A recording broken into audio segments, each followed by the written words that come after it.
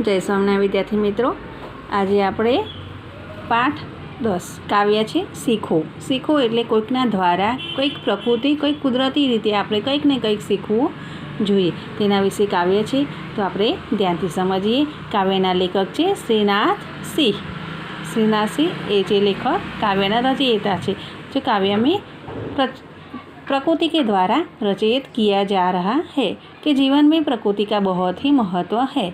इस कविता में कवि ने प्रकृति से मौजूद एटले हाजरी में विभिन्न एटले भिन्न भिन्न प्रकार की चीज़ों एटले वस्तुओं, फूल, बोरे एटले शुं थाय भमरा, सूरज, पेड़ एटले झाड़, पृथ्वी इत्यादि से कुछ न कुछ सीखे लेने की प्रेरणा दी गई है। तो हम काव्य के भावार्थ समझेंगे कि फूलों से नित हंसना सीखो। फूलों की जेम आपणे हमेशा हंसता रहवानुं छे, हंसता सीखवानुं छे। बोरों से नित गाना, बोरों का मतलब होता क्या होता है भमरा। भमरा की जेम आपणे हमेशा गाता रहवानुं छे। कोई भी परिस्थिति आ जाए, कोई भी तकलीफ आ जाए तो भी आपने कैसा रहना चाहिए, बोरे के जैसे गाना सीखना चाहिए।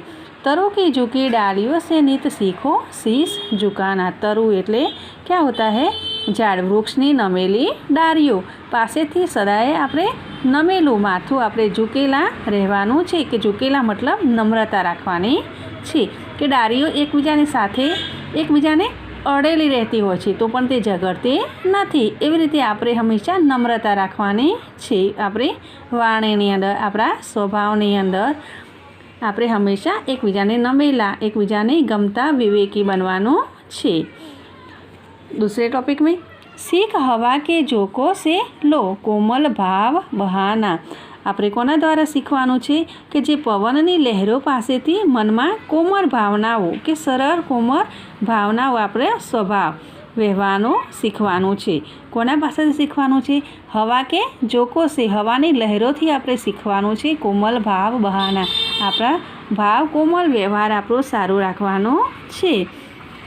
दूध तथा पानी से सीखो मिलना और मिलाना। दूध अने पाणी जोड़ेथी आपणे शुं शीखवानुं छे? मिलना और मिलाना। दूधनी अंदर पाणी नाखीए तो आपणे खबर नहीं पड़ती कि आपणे केटलुं पाणी नाख्युं छे। बंने एकबीजामां केवा भरी जाय छे। ए रीते आपणे पण हमेशा दरेक व्यक्ति साथे आपणे केवुं रहेवानुं छे? भरेला रहेवानुं छे, एकबीजाने गमता रहेवानुं छे। कि दूध अने पाणी पासेथी एकबीजामां मरवानुं अने मेळवी देवानुं शीखवानुं छे। आगे सूरज की किरणों से सीखो जगना और जगाना। सूरजना किरणों पासेथी जागवानुं अने बीजाओने जगाडवानुं शीखवानुं छे। कि सूरजने आपणे जगाडवा पड़े छे कि तमे जागो अने दिवसने उगाडो? ना, तो आपणे पण एवा ज बनवानुं छे कि सूरजनी किरणोनी जेम चमकता रहेवानुं छे। लता और पेड़ों से सीखो सबको गले लगाना। लता और पेड़ों से सीखो। लता एटले शुं थाय? डाळीओ, कि जे नमेली डाळीओ होय कि कारेलानो छोड़ तमे जोयेलो हशे कि कारेलामां लटकती डाळीओ होय तो उसे हम हिंदी में क्या बोले? लता।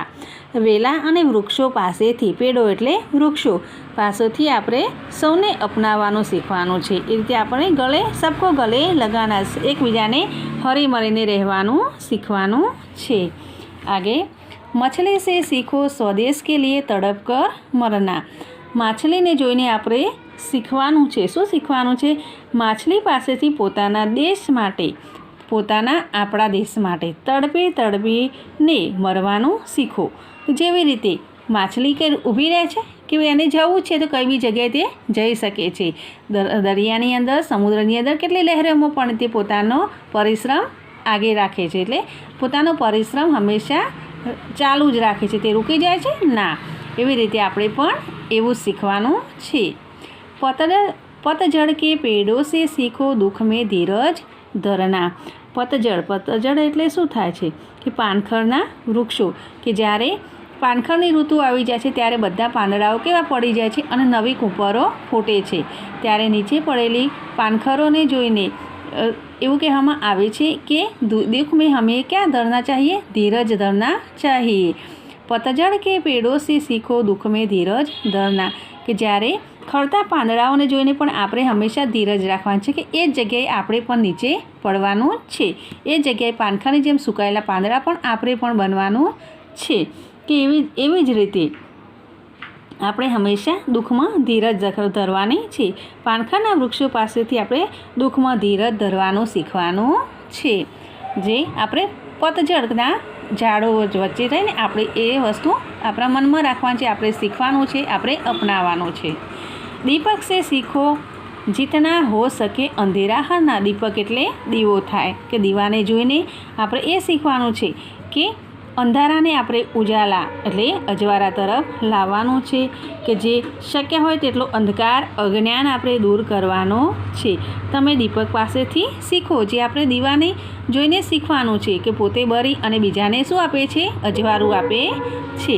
પૃથ્વી સે શીખો પ્રાણી કી સચ્ચી સેવા કરના।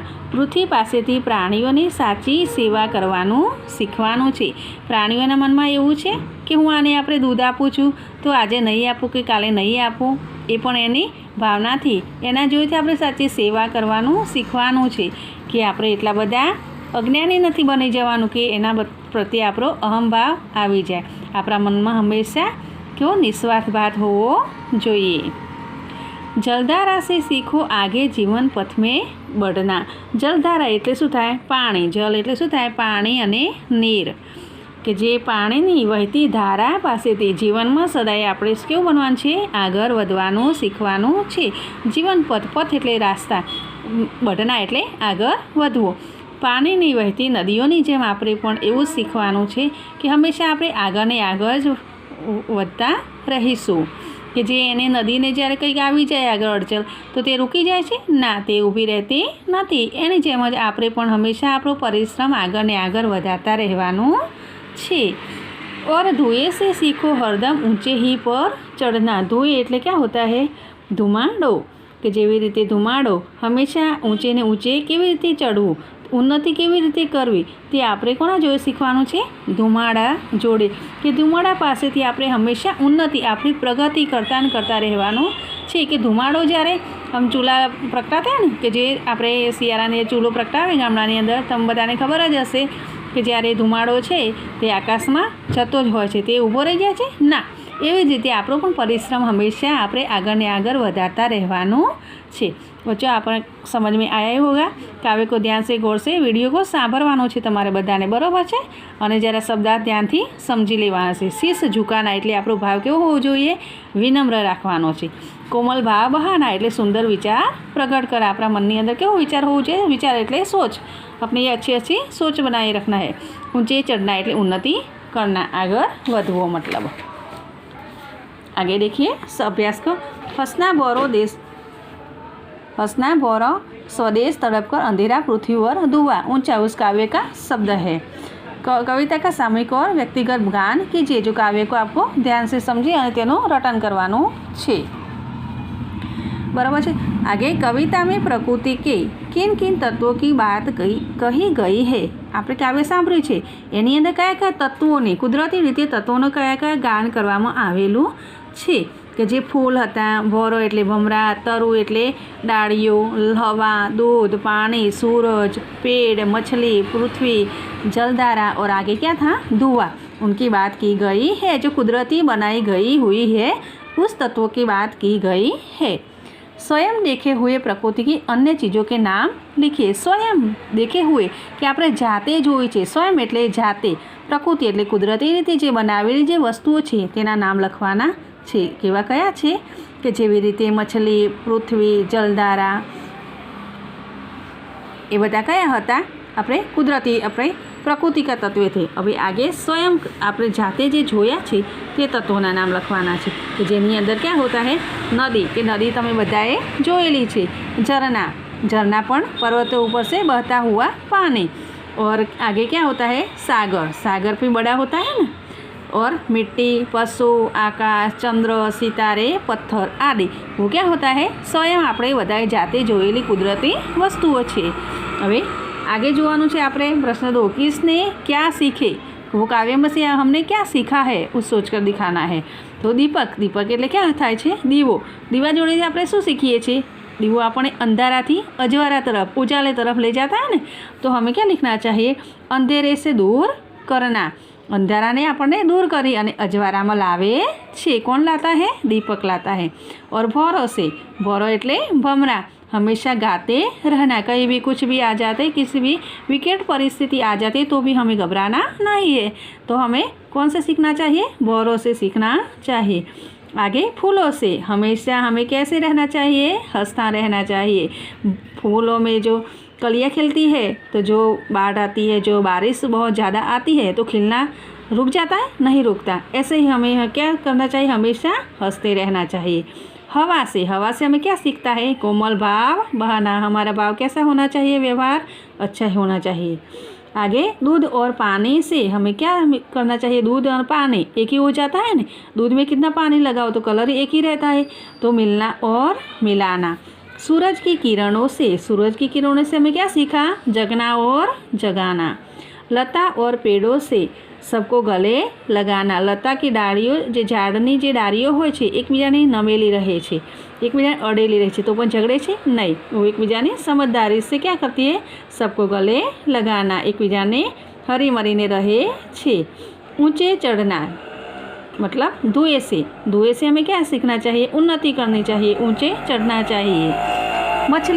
मछली क्या करती है? स्वदेश के लिए तड़प कर मरकर आगे ही बढ़ती रहती है। जलधारा से पानी से हमने क्या सीखा है? जीवन पर आगे बढ़ना। पानी कहीं भी रुक जाता है? नहीं रुकता, वो भी चलता रहता है ना।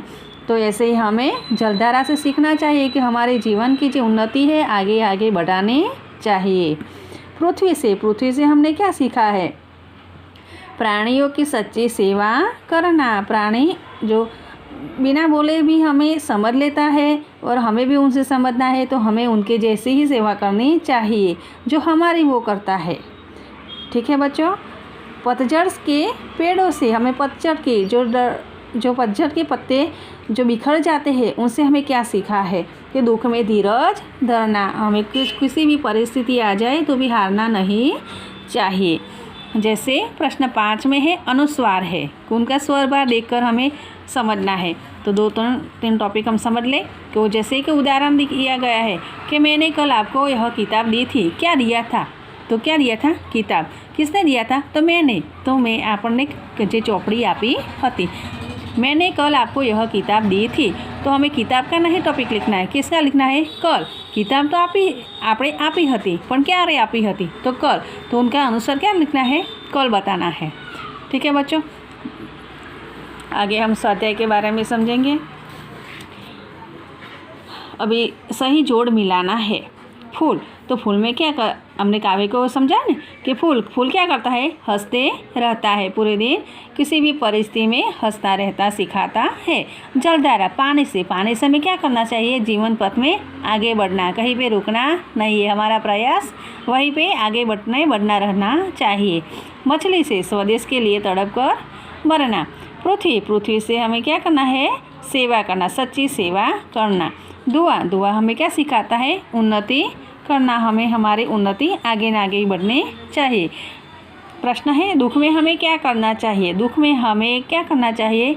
विनम्र और धीरज धरनी चाहिए। सूरज की किरणों से हमें क्या सीख मिलती है? सूरज की किरणों से हमें क्या सीख मिलती है? जगना और जगाना। सूरज की तरह हमें पूरे दिन प्रकाशमय खिलना रहना चाहते हैं, हमें जगना और जगाना चाहिए। कोमल भाव बहाने की सीख हमें कौन देता है? कोमल भाव बहाने की सीख हमें हवा देता है। अंधेरा कौन दूर करता है? तो कौन दूर करता है अंधेरा? दीपक दूर करता है। तो जैसे दिया होता है तो पूरे दिन जलता ही रहता है और हमें प्रकाश अंधेरे से प्रकाश तरफ लाता है।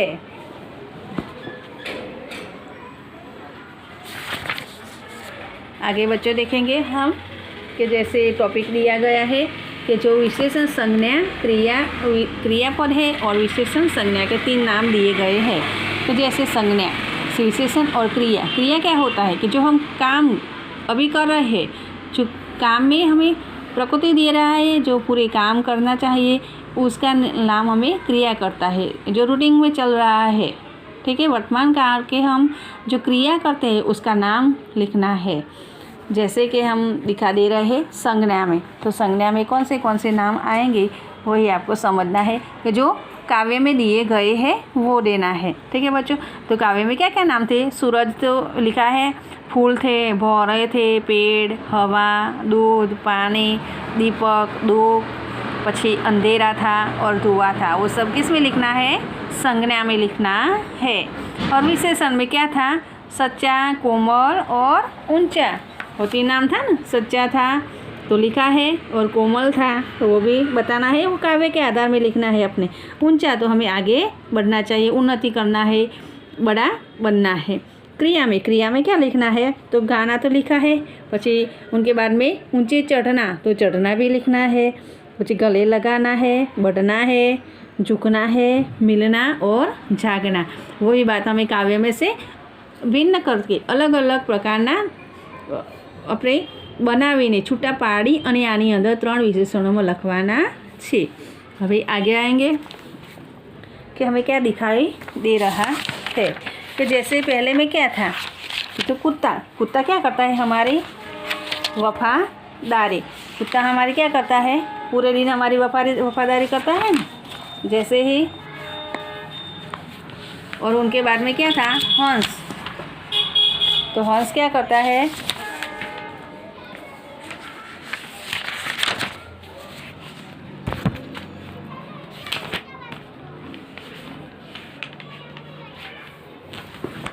पहले में दिए गए हैं ना कि जैसे कुत्ता था तो कुत्ता हमारी घर की रखवाली करता है, ऐसे हम लिखते हैं। सबको मालूम है कि कुत्ता हमारी घर की रखवाली करता है। हंस तो क्या करता है? विवेक। जो हमें हंस के बारे में सीखना चाहिए कि हंस मोती चुगते हैं, तो हंस का हमारे विवेक निरीक्षण सिखाता है। और सियार तो क्या बोलते हैं हम हिंदी में? लोमड़ी बोलते हैं ना, ऐसे सियार આપણે બધાય પ્રાણી જોયેલું હશે। તો સિયાર કે અમે ક્યાં શીખना चाहिए? ચતુરાઈ। સિયાર કેટલું બધું હોશિયાર હોય છે ને કે બીજાને છેતરી અને પણ તે હોશિયારી પોતાની અપનાવતું હોય છે। बुलबुल क्या है? वो पक्षी का नाम है। तो मधुर गान, उनसे हमें मधुर गाना सीखना चाहिए। उनकी वाणी मधुर होती है, उनकी आंखें भी बहुत सुंदर होती है। मधुमक्खी क्या करती है? पूरे दिन गुनगुनाती है और बड़ा सा जो मध बनाते हैं ना, जो फूलों पर बैठकर उनका रस चूसकर वो मधुमक्खी मधपूड़ा बनाती है। कि जैसे परिश्रम करती है, बहुत परिश्रम करके वो उनका मधपूड़ा बनाती है। अगरबत्ती क्या करती है? अपने घर पे जलाते हैं ना, तो हमें पूरा घर को सुवास फैलाती है, हमारा घर को सुगंधित बना देती है। नदी से हमें क्या सीखना चाहिए? अवतरित गति के पूरे दिन चलती ही रहती है, उनका प्रयास रुकता है? नहीं रुकता। तो हमें नदी जैसा प्रयास करना चाहिए ना। चीटी એટલે क्या होता है? परिश्रम। जो चीटियाँ होती है, जो આપણે કીડીઓ હોય છે તે શું કરે છે? चलती रहती है ना, रुक जाती है? नहीं रुकती। मकड़ी, ये पण एनो प्रयास क्यों रहे छे? मकड़ी का चट्टी जैसा ही होता रहता है, उनका प्रयास भी चालू रहता है। कंगारू क्या होता है? मातृ प्रेम, उनका प्रेम अतीत होता है। जो कंगारू प्राणी આપણે તમે બધાએ જોયેલું હશે, કેવું હોય છે? મોટું હોય છે, એની આગળ શું હોય છે? એના બચ્ચાને બેસવા માટે પૂરું બનાવેલું હોય છે, જે ખાના બનાવેલું છે એની અંદર જ્યારે પોતાના બચ્ચાને લઈને ફરે છે ત્યારે એના દ્વારા એને શું દર્શાવવામાં આવ્યું છે? કે બહુ જ માતૃપ્રેમ પ્રાણી કયું છે? તો કાંગારૂ છે। બચ્ચો, આ પાઠને થોડું તમારે ધ્યાનથી સમજવાનું છે, કાવ્યને સમજવાની છે। વિડીયો તમે ધ્યાનથી સાંભળજો, બરાબર છે વિદ્યાર્થી મિત્રો? અને સારા અક્ષરે નોટમાં તમારે લખવાનું છે। જય સ્વામિનારાયણ।